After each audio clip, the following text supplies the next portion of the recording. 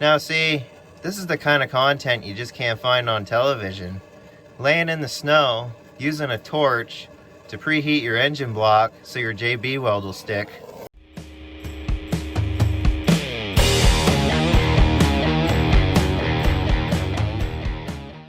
Now, don't let the nice, sunny, clear day fool you. Winter is just about upon us, and I'm doing every necessary thing to be prepared for cold weather and snow. So what I went ahead and did is bought another project.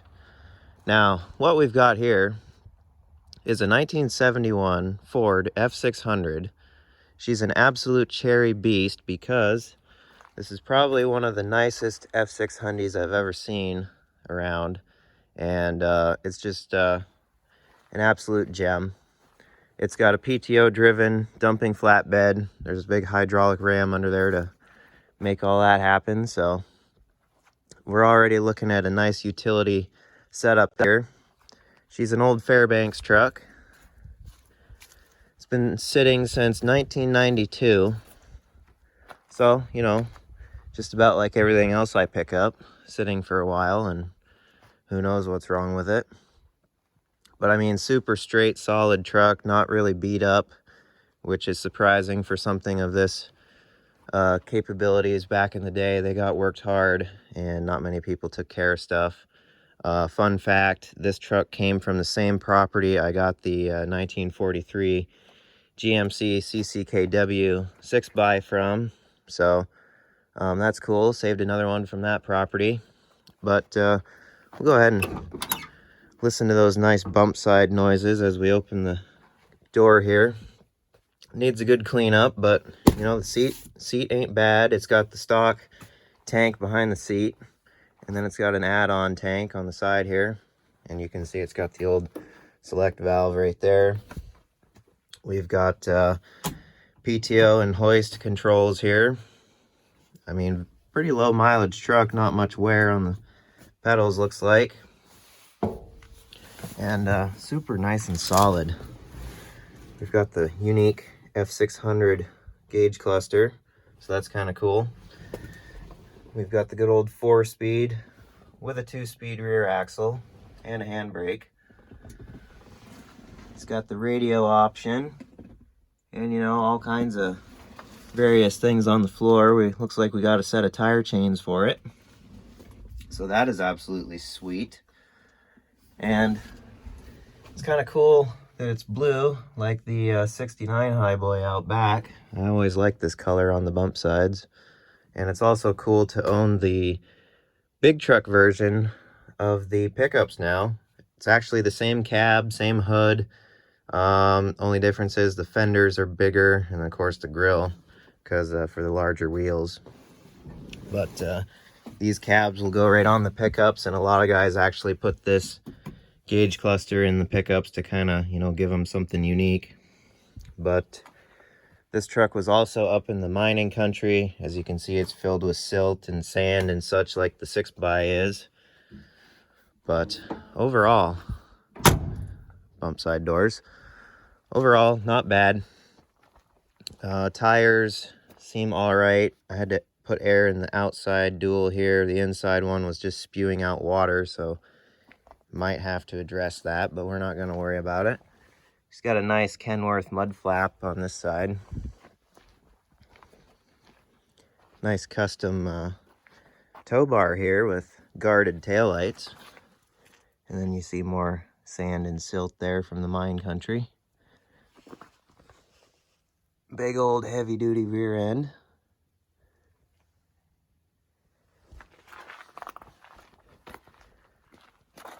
Bed's not too bad. Could probably be redone at some point, but decent. Came with some various junk on the back, along with World War II Jeep wheels, so that's always good. And she's got this nice side box here. Oh.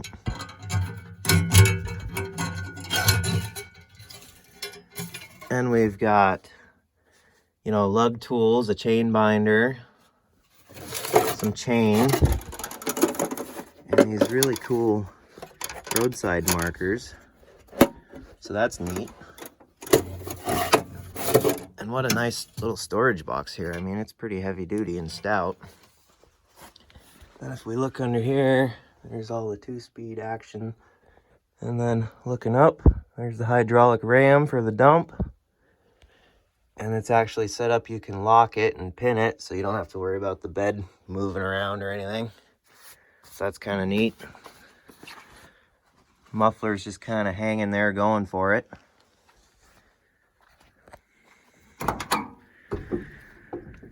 And like the other side, nice and solid and straight over here, no rust. Really nice shape. We'll have to do some archaeology and go through the glove box and see what kind of paperwork we can find. Oh yeah, and I forgot to show the old school instructions up there. Pretty neat.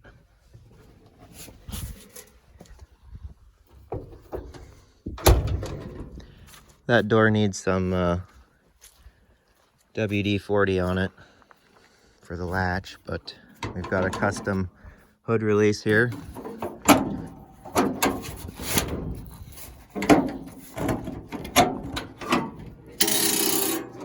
Those need WD-40 also. Climb up here. Now what we've got here is a 361 FT series motor. This is basically the industrial version of the Ford FE, which is what all my pickups have. I have the 360 FE in most everything, and then the 67 Outback has a 352. But this is the FT, basically the same motor, just, you know, larger cooling capacity and oil passages and galleries and such. So, I mean, pretty much the same, but you never really hear much about these. I've never really heard, you know, bad things about them, but you don't hear much about them as far as people swapping them into the pickups or anything. But she pretty well looks all here, nice and greasy like a usual old Ford V8, but should run. It's not stuck. It's got power assist steering on it. Got the box up there. Kind of oily in the front here, like something was leaking. But, you know, we'll just go through her and check the vitals and such before we try and start this thing and figure out what it needs. But overall, definitely a nice rig. Super happy with it. And I think she's going to be a good one. Just give it a good wash up and get all this junk off of it. And probably look pretty sharp again. The tires don't seem too bad all the way around, but like I said, that one might need a tube or whatever. But tires themselves seem all right. Of course, we got the big Dayton style rims with multi-piece lock rings here.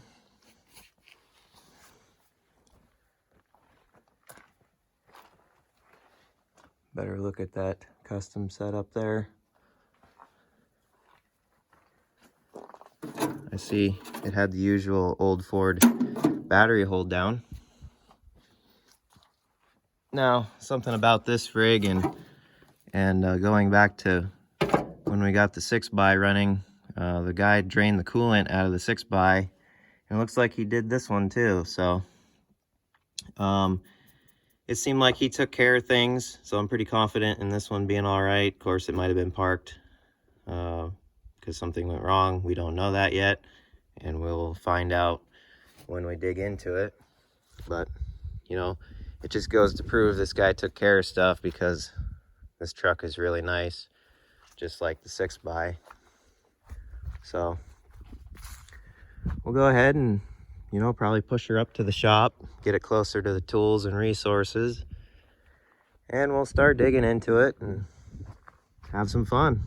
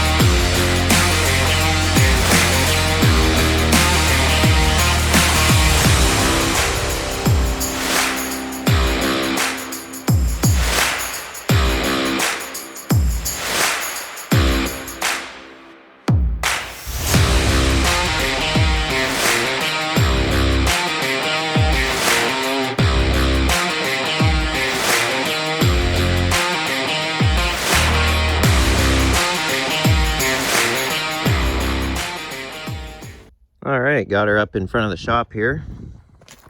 Go ahead and dive into it, but first things first, we're gonna take care of this because they're just not that great. Oh yeah. Some more of that and we'll be back in business. All right, so before we open anything up here, we'll just take some compressed air and get all this leaves and junk off here so it doesn't get down the carb or into the distributor or anything.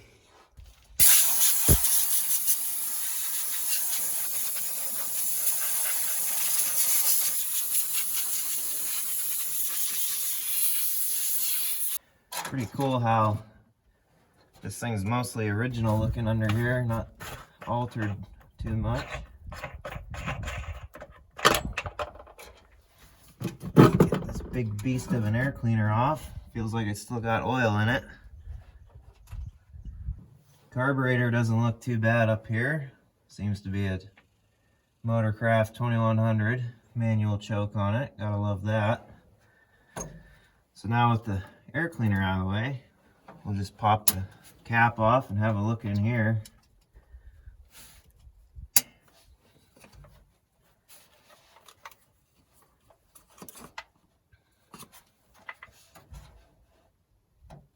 Looks pretty nice in there, a little bit of corrosion, but not bad. Rotor looks fine.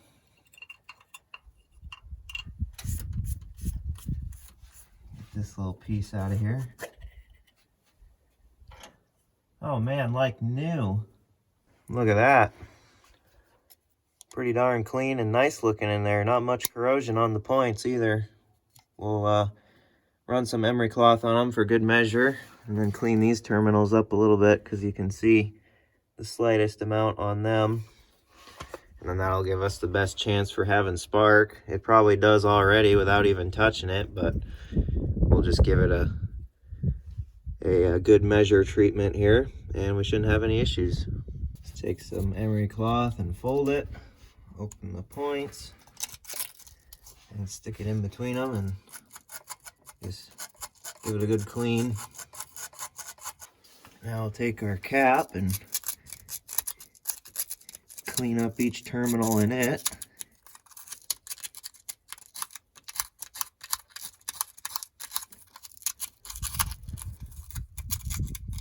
Now, something else we can check real quick is we can grab the fan and rotate this beast over by hand and just make sure the points open and close and look good on each lobe there. See, they open right there and then we'll close once they get off that high spot. Give you guys a better look here. Go up to the next lobe and they'll open like so, and they'll close.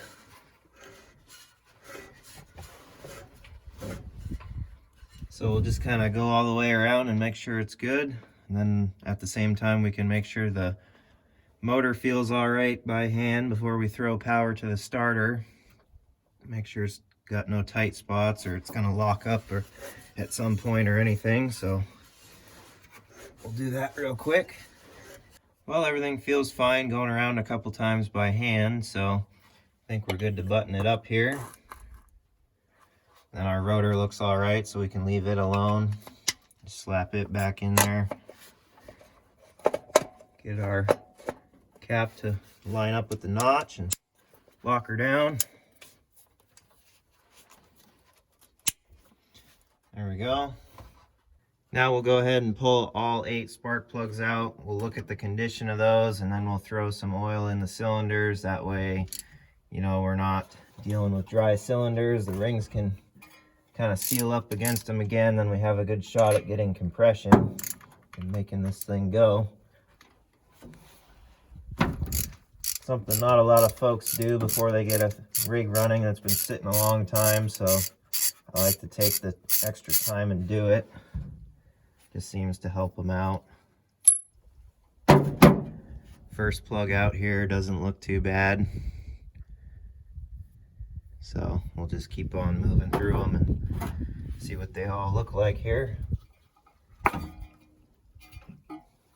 Got this side out.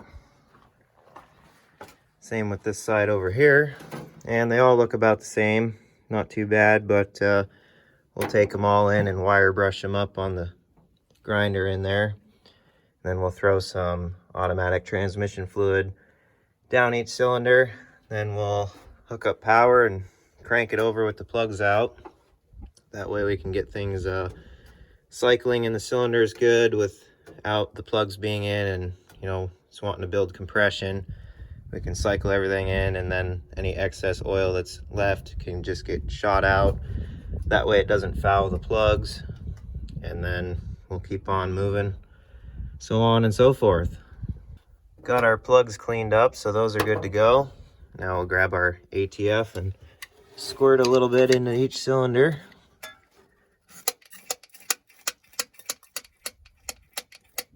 Cylinders are all oiled up, so we'll just prep for our battery now.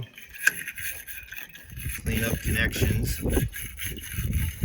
Something about old Fords and battery connections go together.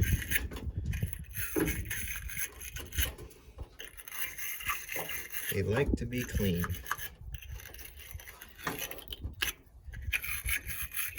All right. See if we get any smoke tests going on here. Nothing so far. Hold on, let me grab a hammer real quick. Hammer. Just before we crank on it, let's check the oil real quick.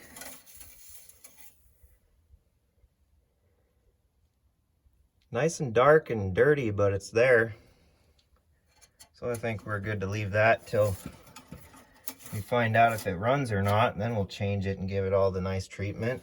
Also needs to be welded back onto the bracket. It's been broke off. Do the responsible thing and make sure it's not in gear before we try and crank it over. All right, we're back out here. Now, starter solenoid's there, and this is the signal wire from the key inside the cab. So basically what we're gonna do is not need the key, and we're gonna bypass it and just do everything out here. So what you do is you connect this terminal to the positive side and basically replicate what the key does internally to the solenoid, and it activates the starter. So you just cross it here, and we'll see how good of a crank we can get. Kind of a pain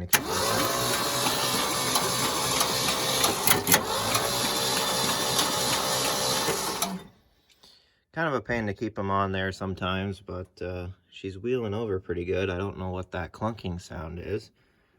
As you can see, we're getting a little bit of ATF out each plug hole there. Give it some more and listen to it.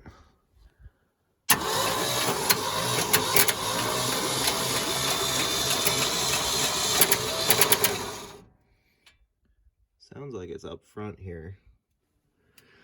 So what we're gonna do is ignore that and make it run and see what happens. So we'll throw the plugs back in and we'll see if we got spark.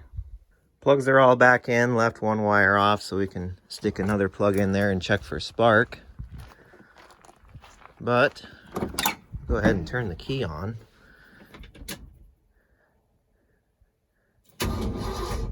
Works from in here.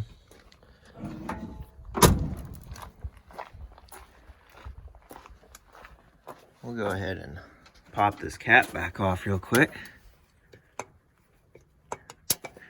and take the coil wire off. Put it somewhere nice and grounded. Oh, come on. It's only probably 30, 40 years old. It wants to go.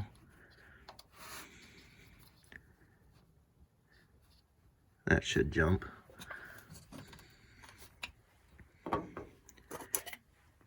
And we'll take our screwdriver, just kind of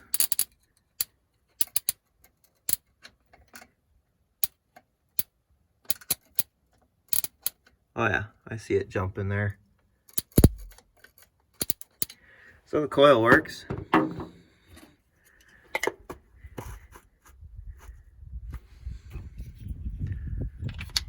That's all back together now, and we've got a test plug grounded out there, so we'll just crank it over with the solenoid again. Key's still on. We'll see if we have spark at this plug.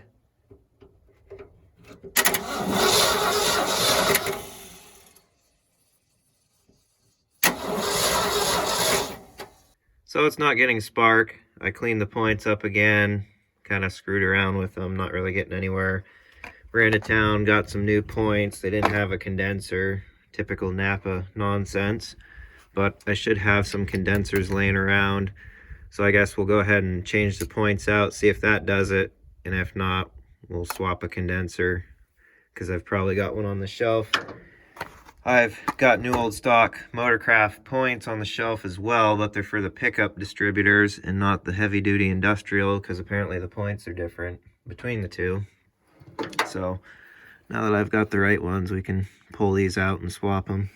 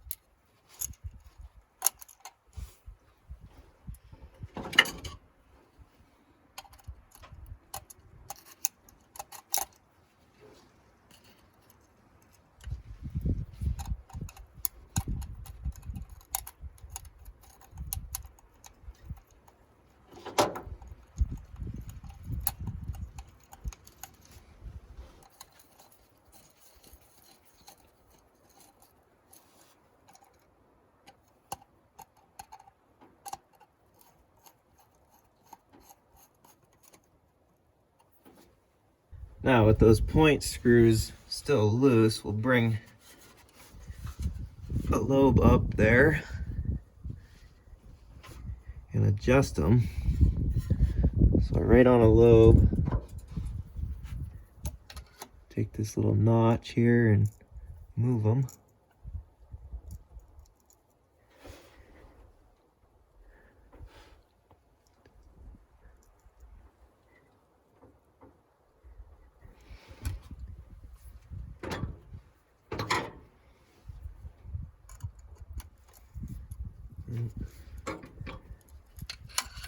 And kind of keep them set here when you tighten them down.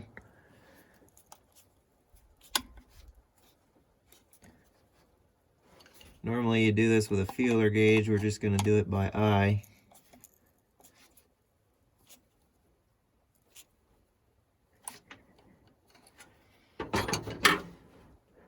Looks like they've got a good gap. Bring it down off of a lobe and see how they look. Make sure they close like that. Looks good. So we'll button this thing back up, get our wires put back on, and see if that did it. Well, still no spark, so we'll swap the condenser out. I've got a used one from the shelf. I think it's a good working one. I can't remember. So we'll just have to find out. Got the condenser swapped out, so we'll go ahead and try it again here. See if that did the trick.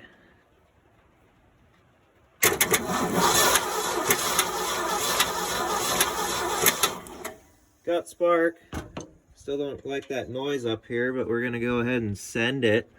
So get ready here and see if she'll go now.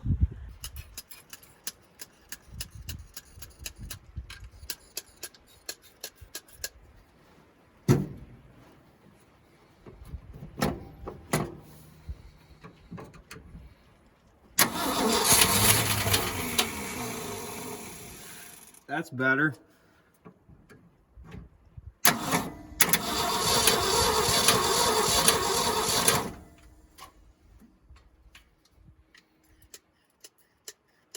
See if we can get the bowl filled up here so it'll actually stay running.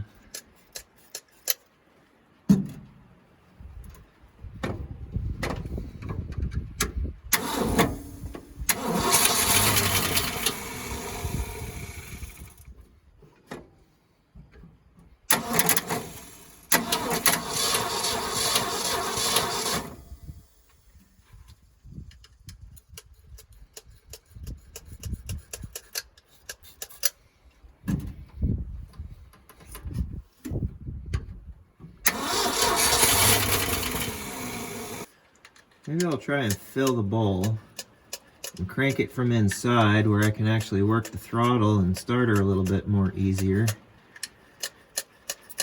And we'll try that.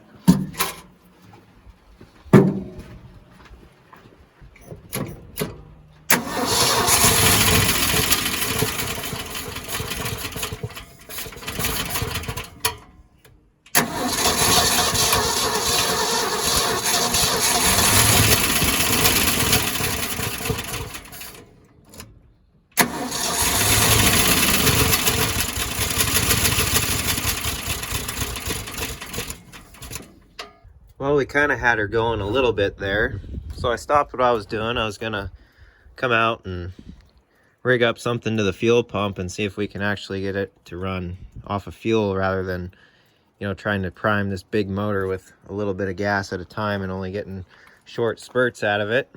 And I was walking over, I heard something dripping, and I seen this oil all over the ground. So I crawled under and, you know, started looking around. It's all over the pipe and everything, and then I found that. Then I had to take a minute and evaluate the situation. So I would say we found out why she got parked. And you know, it was kind of sunk into the ground where I bought this thing from. So there was no crawling under it to inspect it. And you know, who would have thought there'd be a hole in the block?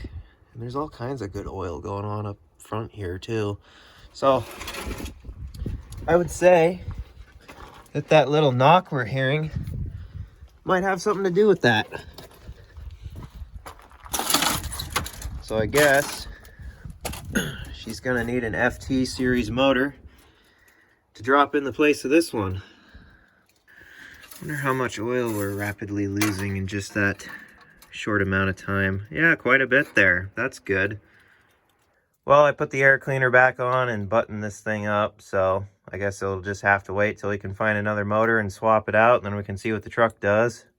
You thought I was gonna give up that easy, huh? It's been a couple weeks since we messed with the old truck, and as you can see, there's all this white stuff everywhere. Yeah, winter kind of hit us full on, so that's neat, but that's the way it goes up here in the north. But, you know, if you were thinking with the same mindset that I have, which that could be a dangerous combination there.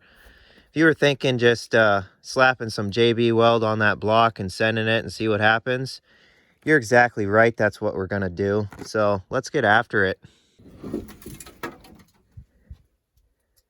Got to clean up our work area here.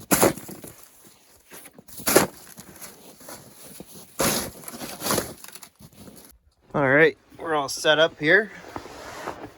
First thing we'll do is just start cleaning the oil off and prepping it. Brake clean's good for it.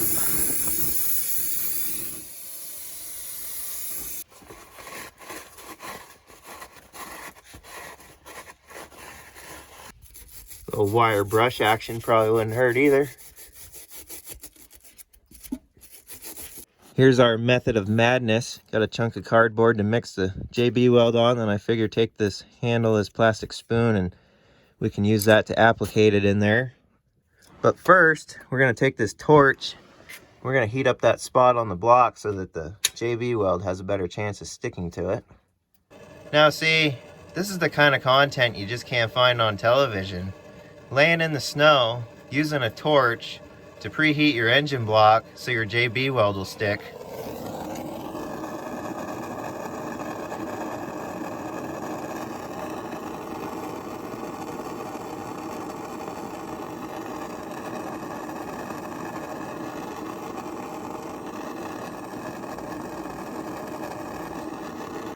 Who knew we'd be going to an arts and crafts channel?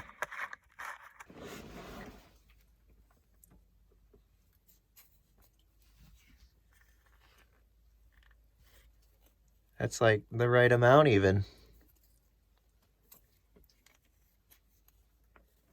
Oh, we get to sculpt it out now. This really is an arts and crafts channel now.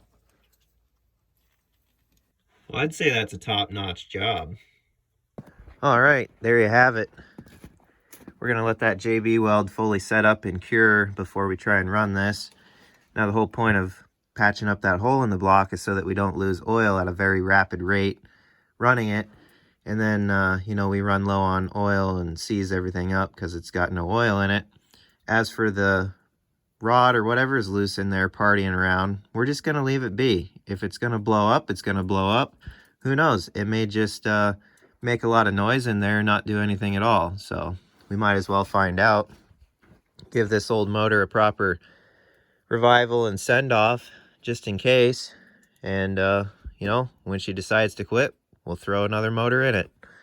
But till the next video when we can fire it up and see what happens. Thanks for watching, and I'll see you guys later.